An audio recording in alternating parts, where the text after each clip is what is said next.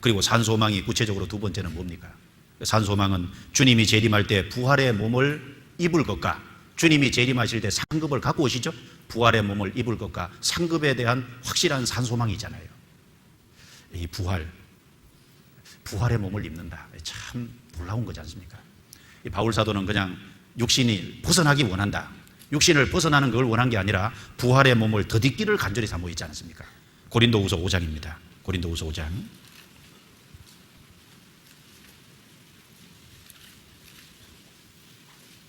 고린도후서 5장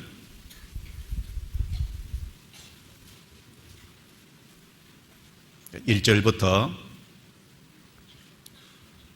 제가 읽겠습니다. 만일 땅에 있는 우리의 장막집이 무너지면 하나님께서 지으신 집 곧 손으로 지은 것이 아니요 하늘에 있는 영원한 집이 우리에게 있는 줄 아나니 가연 우리가 여기서 탄식하여 하늘로부터 오는 우리 저서로 덧입기를 간절히 사모하노니 이렇게 입으면 벗은 자들로 발견되지 않으려 함이라. 이 장막에 있는 우리가 짐진 것 같이 탄식하는 것은 벗고자 함이 아니요 오직 덧입고자 함이니 죽을 것이 생명에 삼킨 바 되게 하려 함이라. 5절은 같이 있습니다. 곧 이것을 우리에게 이루게 하시고 보증으로 성령을 우리에게 주신 이는 하나님이시니라. 5장 1절에 하늘에 있는 영원한 집은 부활의 몸을 가리킵니다. 땅에 있는 집은, 이 장막집은 몸을 가리키죠. 땅에 있는 이 육체의 장막집을 입고 있는 동안은 짐진 것 같이 4절에 탄식하는 것이 있다 그랬습니다. 왜 탄식할까요? 육체를 입고 있는 동안은 죄성이 있어요. 이게 죄된 생각이 좀 안 나오면 좋겠는데 죄된 생각이 올라올 때마다 마음이 속상하잖아요.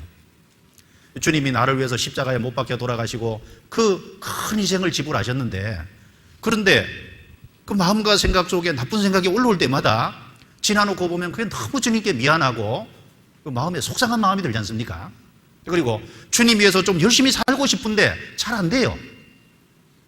자꾸 육신은 게을러지고 육신은 나태해지고 그럴 때마다 좀 속상하잖아요. 자꾸 넘어질 때마다 마음이 속상합니다. 그러니까 이 육체를 입고 있는 동안에는 탄식하는 게 있잖아요.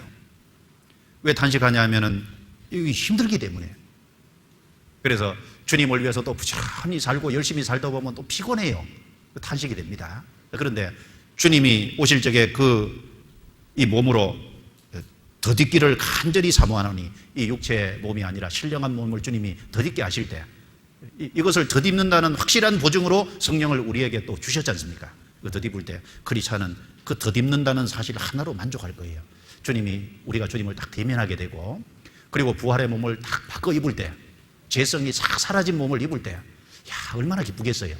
그러면은 그거 하나로 세상에서 고생한 모든 것이 위로가 될 거라고 생각합니다. 그렇지 않겠어요? 그 성경의 시편 기자는 이렇게 말했습니다. 17편 17편 14절 15절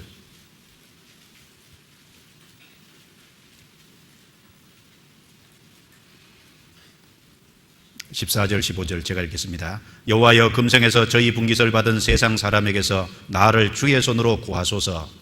그는 주의 제물로 배를 채우심을 입고 자녀로 만족하고 그 남은 산업을 그 어린아이들에게 유전하는 자니이다. 같이 읽습니다. 나는 의로운 중에 주의 얼굴을 보리니 깰 때 주의 형상으로 만족하리이다.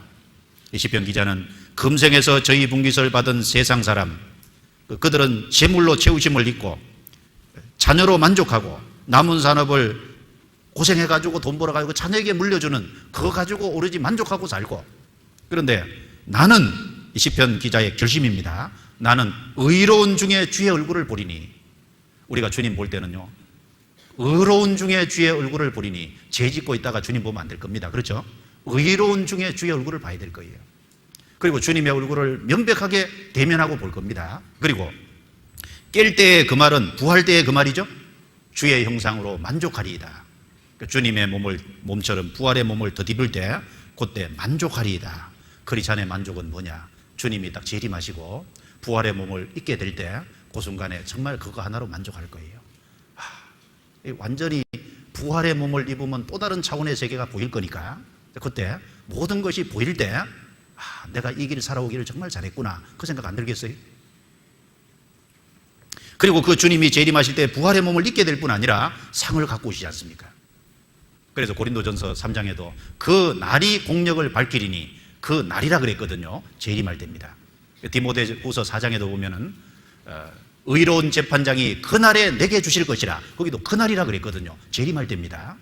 요한계시록 20장 12, 13절에는 내가 속히 오리니 내게 줄 상이 내게 있어 각 사람에게 그의 일한 대로 갚아주리라.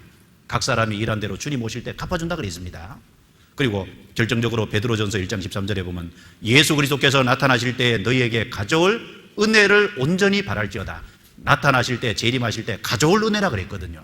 가져올 은혜가 뭐겠어요? 상급입니다. 주님이 상급을 갖고 오시는 거예요. 부활의 몸을 입고 주님의 상급을 딱 받을 때 내가 참 이렇게 살기를 잘했구나. 그때 크리스찬들은 만족할 겁니다.